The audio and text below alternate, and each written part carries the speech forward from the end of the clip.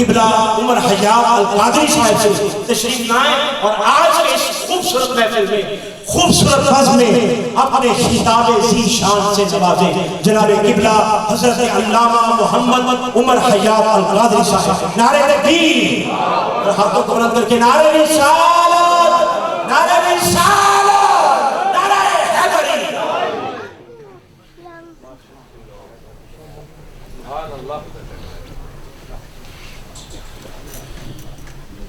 الحمدللہ رب العالمین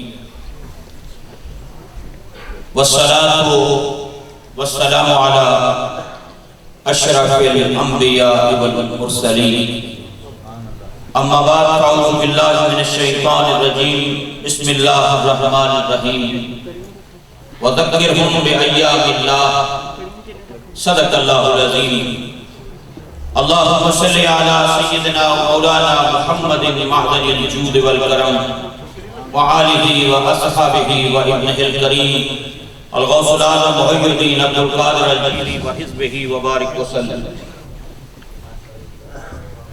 واجب الاحترام پیر طریقت عالمی مبلغ اسلام حضرت صاحبزادہ سلطان فیاض الحسن صاحب قادری دامت برکاتہ العالیہ زیب سجادہ مسند حضرت سلطان العارفین سلطان باہو رضی اللہ تعالی عنہ،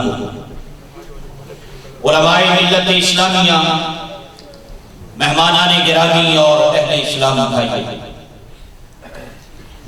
آج الحمدللہ جامع مسجد حضرت سلطان باہو رحمۃ اللہ علیہ مانچسٹر میں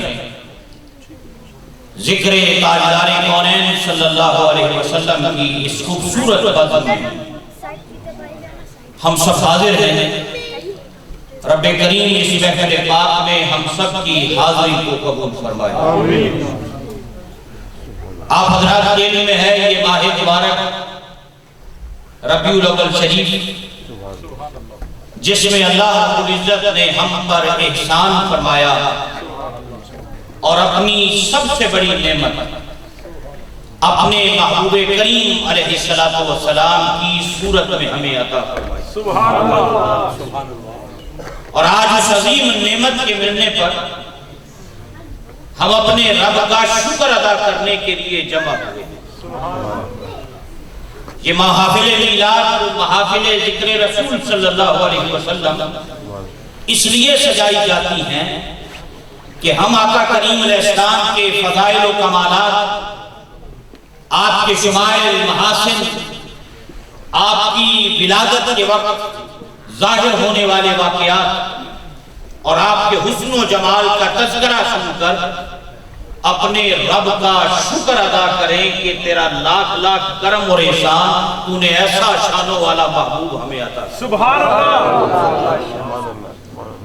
اور حضرات یہ جو امام الانبیاء علیہ السلام کی صورت میں ملنے والی اللہ کی سب سے بڑی نعمت پر شکر ادا کرنے کا سلسلہ، یہ میرے آقا کریم علیہ السلام کے حیات ظاہری سے چلا۔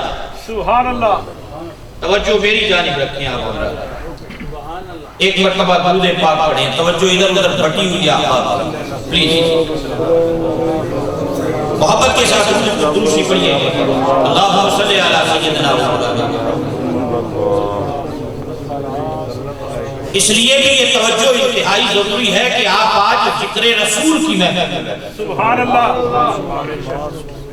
حضرات، یہ کوئی رسمی محفل نہیں، بدقسمتی ہماری یہ ہے کہ آج اہل سنت کی محافل رسم بن رہی ہے۔ یہ محافل ہمارے اسلاف نے اس لیے شروع کی تھی کہ ان محافل کے ذریعے آنے والوں کا بندگی کا رشتہ اللہ کی ذات سے مضبوط ہو۔ ان محافل کے ذریعے آنے والوں کا اطاعت اور اتباع کا رشتہ رسول اللہ علیہ السلام کی ذات سے مضبوط ہو۔ ان محافل کا مقصد عقائد و اعمال کی اصلاح۔ اللہ رب العزت کا یہ ہم پر کرم ہے کہ آج ایک مرتبہ پھر ہم یہاں پر جمع ہیں۔ میں ایک دو باتیں کر کے اپنی گفتگو جو ہے اس کو ختم کر دوں گا۔ حضرت معاویہ رضی اللہ تعالیٰ عنہ راوی ہیں، مسلم شریف کی حدیث پاک ہے، مسجد نبوی ہے، سبحان اللہ. رسول اللہ صلی اللہ علیہ وسلم کی مسجد میں صحابہ جمع ہیں. سبحان اللہ. میرے آقا اندر سے تشریف لائے. سبحان اللہ. حضور نے صحابہ کی گیدرنگ کو دیکھ کر پوچھا ما اجلسکم، یہ آج جلسہ کیسا ہے، یہ گیدرنگ کیسی ہے، یہ جمع ہو کر کیوں بیٹھے ہو؟ رسول اللہ علیہ السلام نے پوچھا کیوں بیٹھے ہو، یہ جلسہ کیسا ہے، گیدرنگ کیسی ہے؟ عرض کی حضور ہم اس بات پر اللہ کا شکر ادا کر رہے ہیں، اس کی تعریف اور توصیف کر رہے ہیں کہ اس نے اپنا دین ہمیں عطا کیا ہے، اسلام کی دولت اور نعمت ہمیں عطا کی ہے، اور ساتھ ہی اس بات پر بھی اپنے رب کا شکر ادا کر رہے ہیں کہ اس نے اپنا حبیب ہمیں عطا کیا. وَمَنَّا عَلَيْنَا بِكَ یا رسول اللہ صلی اللہ علیہ وسلم، اللہ نے یہ ہم پر احسان کیا ہے، ایک تو اسلام اور ایمان کی دولت اور نعمت عطا کی، اور دوسرا آپ کی صورت میں اپنا محبوب ہمیں عطا کیا. سبحان اللہ. میرے آقا کریم علیہ السلام نے منع نہیں فرمایا. آج لوگ سوال کرتے ہیں کہ صحابہ نے یہ لائٹنگ لگائی، یہ جھنڈیاں لگائیں، بھی اللہ کے بندو اس وقت الیکٹرسٹی ہے ہی نہیں تھی، اگر ہوتی تو ضرور لگاتے. دیکھنا یہ ہے کہ کیا نبی پاک علیہ السلام کی صورت میں ملنے والی نعمت پر انہوں نے اس دور حالات اور تقاضوں میں کیا وہاں جمع ہو کر اللہ کا شکر ادا کیا تھا یا نہیں کیا؟ بھئی جھنڈے کپڑے ہوتے تو جھنڈے بھی لگ جاتے، پریس تھا ہی نہیں، چھپتے کہاں سے اشتہار، لائٹنگ تھی نہیں، اگر ہوتی ضرور لگتی. علماء بیٹھے ہیں، سب سے پہلے حضرت تمیم داری رضی اللہ تعالیٰ عنہ نے چراغ مسجد نبی میں لا کر روشن کیا. اصل چیز یہ ہے، دیکھنا یہ ہے کہ کیا نبی پاک علیہ السلام کی صورت میں ملنے والی نعمت پر وہ اپنے رب کا شکر ادا کرتے تھے یا سبحان اللہ. وہ چٹائیوں پر بیٹھ کر کرتے تھے، ہم کارپٹ پہ بیٹھ کے کر رہے ہیں. وہ کچی مسجد میں کیا کرتے تھے، ہم اس پکے ماحول میں بیٹھ کے کر رہے ہیں. سبحان اللہ. ہمیں اللہ نے جو جو نعمتیں عطا کی ہیں، ہم شریعت کے دائرے میں ان نعمتوں کو استعمال بھی کر رہے ہیں اور اپنے رب کا شکر بھی ادا کر رہے ہیں کہ اس نے اپنا حبیب سبحان اللہ. میرے آقا نے منع نہیں فرمایا. حضور کریم علیہ السلام کی بارگاہ میں جب انہوں نے عرض کی نا کہ یا رسول اللہ ہم اس بات پہ رب کا شکر ادا کر رہے ہیں، تو حضور کریم علیہ السلام نے جواب میں کیا ارشاد فرمایا؟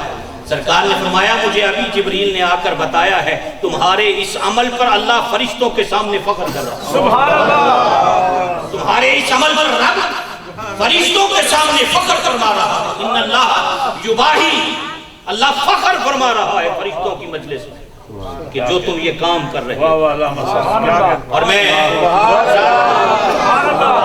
ایک بات آخری آپ حضرات کی خدمت میں یہ عرض کرنا چاہوں گا کہ محافل میلاد میں ابھی کتنے خوبصورت انداز میں حضور کی حسن کی باتیں آپ سن رہے ہیں، کتنا حضور کے چہرے کی اللہ نما ہے شہ ابرار کا چہرہ. پیر نصیر الدین نصیر رحمت اللہ علیہ نے، اور یہ جو حضور کریم علیہ السلام کی شمائل اور چہرہ اور حسن کی باتیں سنی ہے نا، میں آپ سے درخواست کر رہا ہوں محفل میلاد میں آنے والوں اب مجلس سے جانے کے بعد یہ نگاہیں مس یوز نہیں ہونی چاہیے. نبی کے حسن کی بات سن کر یہ آنکھ کسی اور حسن کی طرف اٹھنی نہیں چاہیے. حضور کی محبت کی بات سن کر اب دل میں کسی اور کی محبت کا چراغ روشن نہیں ہونا چاہیے. آج رسول اللہ کی محبت میں جمع ہونے والوں اس بات کا عزم کرتے جاؤ کہ آج سے اپنی مرضی ختم، مدینے والے کی مرضی شروع. میں ایک روایت آخری عرض کر کے ایک بات ختم کر دیتا ہوں. آج ہم نے اپنی مرضی کہ ہم اپنی خواہشات نفس کے پیچھے چل رہے ہیں. مزاج کو سمجھیے دین کا، اسلام کا کیا ہے. حضرت عبداللہ بن رواحہ رضی اللہ تعالیٰ کو جنگ موتا ہے، رسول اللہ قافلے کو روانہ فرما رہے ہیں، جمعرات کا دن ہے، حضور تشریف لائے، لشکر اسلام روانہ کرنا تھا. حضرت زید بن حارثہ کو پرچم دیا اور ساتھ ان کو مخاطب کر کے فرمایا اگر زید شہید ہو جائیں تو جعفر تیار لشکر تھام لیں، اگر یہ شہید ہو جائیں تو پھر عبداللہ بن رواحہ تھام لیں، اگر وہ بھی شہید ہو جائیں تو مسلمان جسے چاہیں اپنا امام اور قائد مقرر کریں. یہ حضور کریم علیہ السلام نے فرمایا. حضرت عبداللہ بن رواحہ کے دل میں خیال آیا، سرکار نے فرمایا صبح جمعہ ہے، فجر پڑھ کے روانہ ہو جانا. اب سب صحابہ فجر پڑھ کے جمعہ کے دن روانہ ہونے لگے. عبداللہ بن رواحہ کہتے ہیں میرے دل میں خیال آیا مجھے اتنی دور بھیج رہے ہیں، آج جمعہ ہے، سواری میرے پاس تیز ہے، میں جمعہ سرکار کے پیچھے پڑھ لیتا ہوں، یہ چلے جائیں میں بعد میں ان کے ساتھ مل جاؤں گا۔ دین کا مزاج سمجھیے، یہ آج کا پیغام ہے، ہم اپنی مرضی کرتے ہیں۔ عبداللہ بن رواحہ کہتے ہیں میں نے جمعہ سرکار کے پیچھے پڑھا، مجھے حضور نے دیکھا، دیکھ کر مجھ سے فرمایا کہ تم گئے نہیں، میں نے حکم دیا تھا فجر پڑھ کے چلے جانا، کہ حضور سب چلے گئے، میں اس خیال سے رک گیا کہ آج جمعہ ہے، پتہ نہیں دوبارہ لوٹ کر آؤں نہ آؤں، وہاں جا کر شہید نہ ہو جاؤں، کم از کم آج جمعہ تو آپ کے پیچھے پڑھ۔ ایک ہے میرا دل کیا چاہتا ہے، ایک ہے میری خواہش کیا ہے، ایک ہے کہ مدینے والے کی مرضی کیا ہے۔ اور جب حضور نے دیکھا تو پتہ کیا ارشاد فرمایا؟ فرمایا عبداللہ بن رواحہ اب اگر تو سارے جہان کی دولت بھی صدقہ کر دے تو اس مقام کو نہیں پہنچ سکتا جو فجر کے بعد جانے والوں نے حاصل کر لیا، اب اس مقام تک نہیں پہنچ سکتا۔ ایک ہے میری مرضی، ایک ہے میری خواہش، ایک ہے کہ میں یہ دیکھوں رسول اللہ کی خواہش کیا ہے۔ آج محفل میلاد میں آنے والوں، رسول اللہ کا ذکر سننے کے بعد تمہاری کوئی نماز قضا نہیں ہونی چاہیے۔ لوگ سوال کرتے ہیں ہم سے، وہ کہتے ہیں رات محفل میں تو 1000 تھے، فجر کے وقت 4 کیوں تھے؟ رات محفل مسجد بھری ہوئی تھی، فجر کی نماز میں 4 نمازی کیوں تھے؟ نمازوں میں کیوں نہیں نظر آتے؟ ذکر رسول کی محفلوں میں تو تم ہزاروں نظر آتے تھے۔ لوگوں کے سوال ہیں ہم سے۔ حضرات آج یہ پیغام ہے، یہ سلطان العارفین رحمت اللہ علیہ کی مسجد حسین کا پیغام ہے کہ اپنے کردار میں، اخلاق میں، ظاہر میں، باطن میں رسول اللہ کی محبت کی جھلک پیدا کرو۔ تمہیں دیکھ کر دنیا یہ نہ کہے یہ چودھری صاحب کا بیٹا ہے، حاجی صاحب کا بیٹا ہے، نہیں، اپنے آپ کو ایسا بنائیے دنیا دیکھ کر کہے مدینے والے کا غلام جا رہا۔ اللہ رب العزت اپنے محبوب کا صدقہ ہمیں عمل کی توفیق عطا فرمائے، ہمیں سچی سچی محبت سرکار کی نصیب فرمائے۔ میں مبارکباد پیش کرتا ہوں ہمارے انتہائی محترم دوست بھائی استاد القرآ قاری ظہور احمد سیفی صاحب، انہوں نے اس علاقے کے اندر جو خدمت قرآن کے حوالے سے کام کیا ہے، بے مثل و بے مثال کام۔ سبحان اللہ، حضرات یہ رسول اللہ کا میلاد ہے۔ سبحان اللہ۔ ہم سمجھتے ہیں نعت پڑھنی سننی میلاد ہے، میں کہتا ہوں یہاں بیٹھ کر بچوں کے سینوں کو رسول اللہ پہ نازل ہونے والے قرآن کی نور سے منور کرنا، یہ بھی رسول اللہ کا میلاد ہے۔ ان کی زبانوں پر قرآن کی تلاوتیں سجانا، یہ بھی رسول اللہ کا میلاد ہے۔ جو کام یہ کر رہے ہیں، جو میلاد یہ پڑھ رہے ہیں، جو کام، جو مشن یہ حضور کے دین کا کر رہے ہیں، اور میں یہ ان کے سامنے کی بات نہیں ہے، الحمدللہ اس علاقے کے اکثر گھروں میں احباب کے پاس آنا جانا رہتا ہے۔ اس علاقے کے لوگوں کی زبان پر حضرت ایک ہی بات ہے، وہ کہتے ہیں جو قرآن کی خدمت مسجد سلطان باہو میں ہو رہی ہے کسی اور جگہ نہیں ہو رہی ہے، کہہ دیں کہ اللہ نے قرآن کا صدقہ ان کو واپس، اور اللہ نے قرآن کے صدقے آج پھر انہیں ہمارے سامنے کھڑا کیا، الحمدللہ۔ اور یہ قرآن کی برکت ہے۔ اور میں ابھی ان کی محبت دیکھ رہا تھا، قاری صاحب پڑھ رہے تھے، یہ لوگوں کو کہہ رہے تھے کہ اس پر زیادہ نظرانہ دو۔ بات ان کی ٹھیک ہے، ہم نعت پہ پیسے دیتے ہیں، قرآن پہ نہیں دیتے۔ اگر نعت پہ دیتے ہیں تو قرآن پہ زیادہ دینے چاہیے کہ وہ میرے محبوب کے خالق کا کلام ہے اور رسول اللہ کے قلب اطہر پہ نازل ہوا۔ اللہ ان کی خدمات کو قبول فرمائے، اس مشن کو، اس برکت کو آباد رکھے۔ قبلہ پیر صاحب کی سرپرستی میں الحمدللہ یہ جو قرآن کی خدمت کا کام ہو رہا ہے، آپ حیران ہوں گے برمنگھم کی قرآن اکیڈمی میں اس وقت 700 سے زائد بچے اپنے سینوں کو قرآن کے نور سے منور کر رہے ہیں۔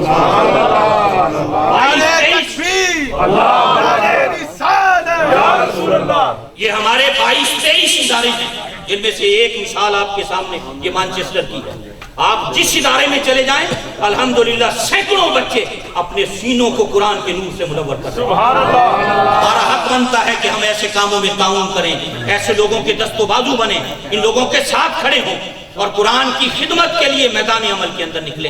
اللہ ان کی عمر میں برکتیں عطا فرمائے، ہمیں اس مشن کا ساتھی اور سپورٹر بننے کی، معاون بننے کی توفیق عطا فرمائے۔ وما علینا